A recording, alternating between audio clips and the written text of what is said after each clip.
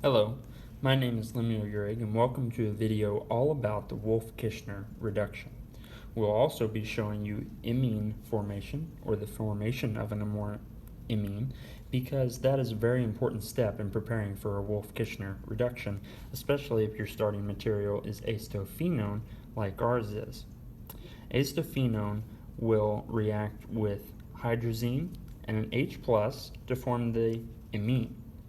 Then the imine will react with NaOH and heat to perform the Wolff-Kishner reduction and create our end product of ethylbenzene. Now, the imine formation begins with H+ being attacked by the lone pair on oxygen. This forms a positive charge on oxygen, which is resonance stabilized by electrons moving up to the oxygen from the pi bond and placing the positive charge on the carbon here. Now this carbon is trigonal planar and can be attacked by hydrazine on either the top side or the bottom side. If it attacks on the top side, this methyl group will be pushed back. If it attacks on the bottom side, this methyl group will be pushed forward. Both are chiral centers and will exist in a 50-50 racemic mixture. Regardless of which formation you have, a base will attack the hydrogen on the positively charged nitrogen, returning the electrons to the nitrogen. In both cases, the mechanism is the exact same. Once this nitrogen no longer has a positive charge, we're free to continue our imine formation. The imine formation continues once again with H+ being attacked by the lone pair on oxygen. It does the same thing with the other stereoisomer. This forms a great leaving group with a positive charge on oxygen atom and 2 hydrogens. Once this electron pair moves up and leaves with that group of atoms, we have water, which is a great leaving group. And this will react in the same way no matter which chiral orientation you have. The positive charge is now on the carbon, and the species is trigonal planar once again.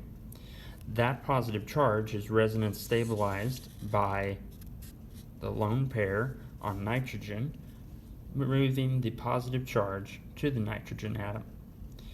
Once again, a base will attack the hydrogen and remove it, allowing those electrons to be placed on the nitrogen, removing that positive charge, creating an even charge on the entire molecule, and creating our imine that we're then able to proceed to the Wolff-Kishner reduction. The Wolff-Kishner reduction begins with NaOH, which we know we don't draw the metal because it does not help us in this reaction. Instead, we draw a negative charge on our oxygen with 3 lone pairs. One of those lone pairs will attack a hydrogen on the terminal nitrogen, and the lone pair, and then the sigma bond will return to the nitrogen. This will create a negative charge on nitrogen that will then be resonance stabilized all the way over to the benzylic carbon. The benzylic carbon with its negative charge will then reform the catalyst, which is now in the form of water, by attacking and taking one of the hydrogens off of water. Whether this attaches to the top or the bottom will again form a 50-50 racemic mixture at this chiral site. No matter which stereoisomer you have, both of them proceed in the same way.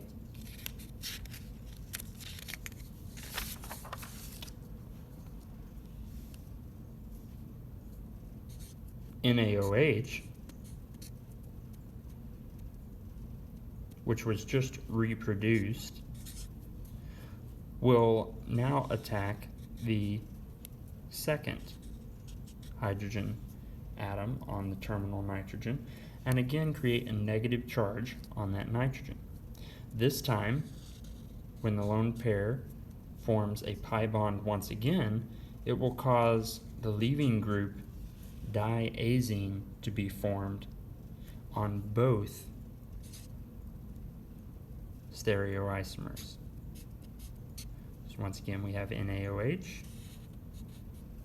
It attacks the hydrogen here, moving the electrons onto the nitrogen, and then the electrons form a triple bond between both nitrogens, followed by the leaving of this diazine species.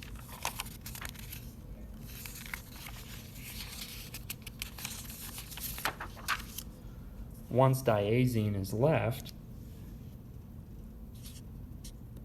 water exists, and the lone pair on carbon is then able to reform our catalyst NaOH once again and form our final leaving, or our final product, ethylbenzene.